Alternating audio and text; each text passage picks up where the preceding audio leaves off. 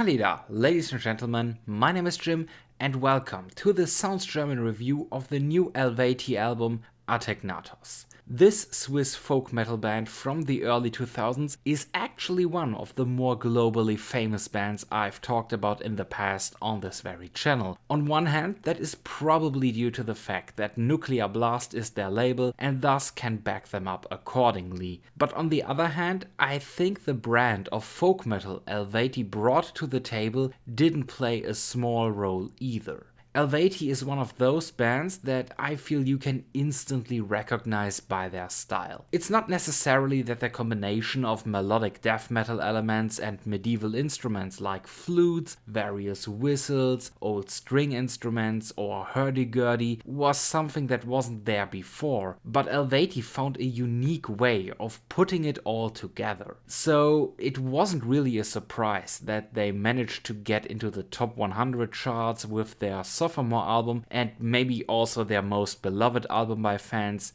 Slania. Ever since then, Eluveitie perfected and polished their style more and more, something not to the liking of every fan. I know people directly who feel like Eluveitie lost some of their charm due to what I see as natural growth by experience. On Slania they still sounded a bit rough around the edges, and with every new release since then, that roughness disappeared bit by bit.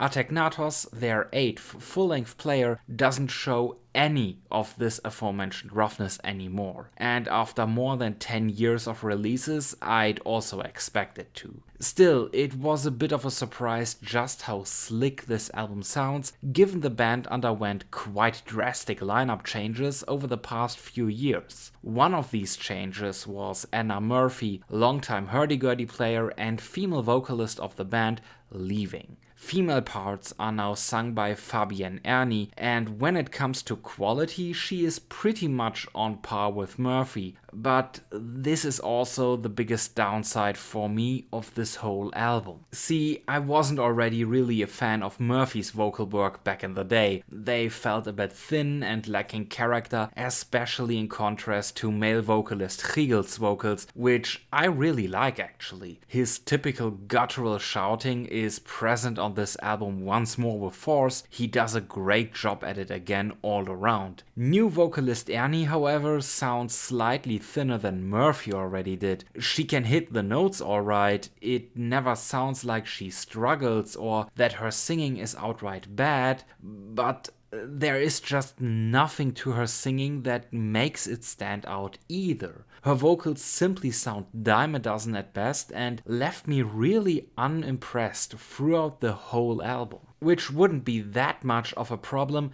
if the female vocals weren't as present as they are this time around. The female vocals were often used as a sort of support, I guess, with maybe 1 or 2 tracks on the album where they got the spotlight. This time around, it feels almost like Riegel is the support at times. And in, for example, the track Rebirth, it really sounds like Riegel was just placed in the background deliberately, because otherwise he would have probably sung his counterpart against the wall. I don't mind interjecting female vocals at all. I think it's something that befits Eluveitie's style quite well actually. I just wish they would finally get someone for that role that is on par with Riegel, because as it is here, the female vocals, which are present on almost all of the tracks in some capacity, are simply, well, they are there and add very little.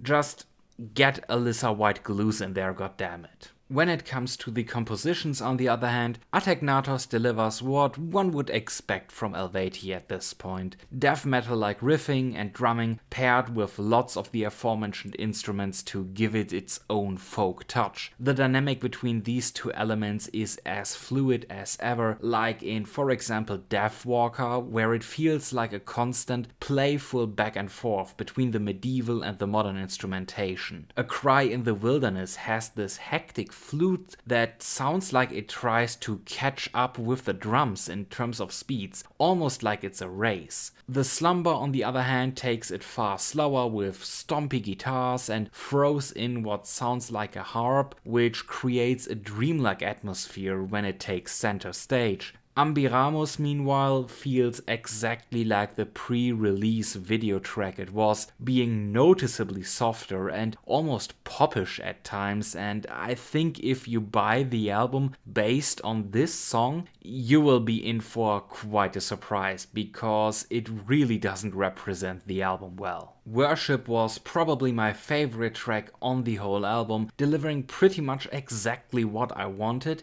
even though I guess it was a bit more on the boring side of things, with a simple combination of electric instruments and basically just flutes and the hurdy-gurdy and aggressive shouted vocals throughout. So it played things very straight, but at the same time it also showcased the strengths of the band quite well in my opinion. The Sylvan Glow and Trinoxtion serve as short little briefers in the middle with a short, relaxing flute piece, and for some reason they felt the need for the second track, which I'm putting in huge quotes here, because it's an 11 seconds long monologue over wind and rain, which transitions into the following song, and just why?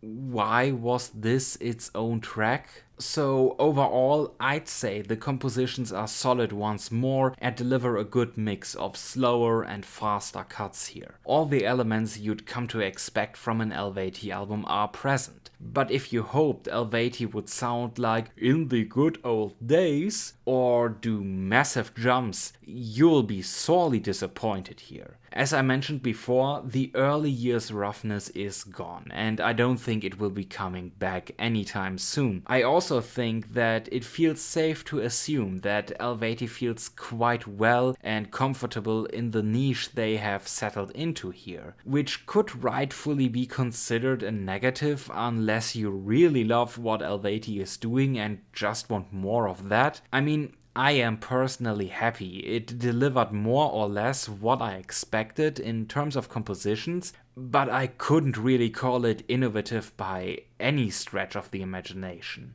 Still, the somber and calm moments go hand in hand with punchy riffs throughout the whole disc, just beautifully, as does old and modern instrumentation. Eluveitie really knows what they are doing here and how to combine things to let it just flow. And production did a good job here too, taking care in that you can hear the instruments clean and well, even when things really come together. So, as a conclusion, Ategnatos is not a bad album, but it is somewhat dragged down by the female vocals and might disappoint you if you wanted anything more than, well, just another Eluveitie album.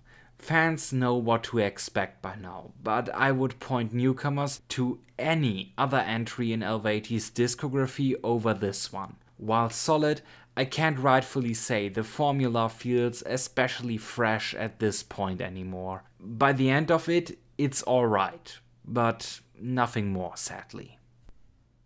So, I hope you enjoyed this review, and if you did, leave a like for the video or just subscribe to the channel if you haven't already and want more reviews for bands and artists you have probably never heard of before. If you have listened to the album, let me know with a comment what you thought about it, and if you want to check it out now, you can find all the relevant links in the description below. You can also find my social media accounts linked there. If you want to check out some random music, I do post at least one music video per day there. Thank you very much for watching. I hope to see you again next time. Have a nice day. Salida.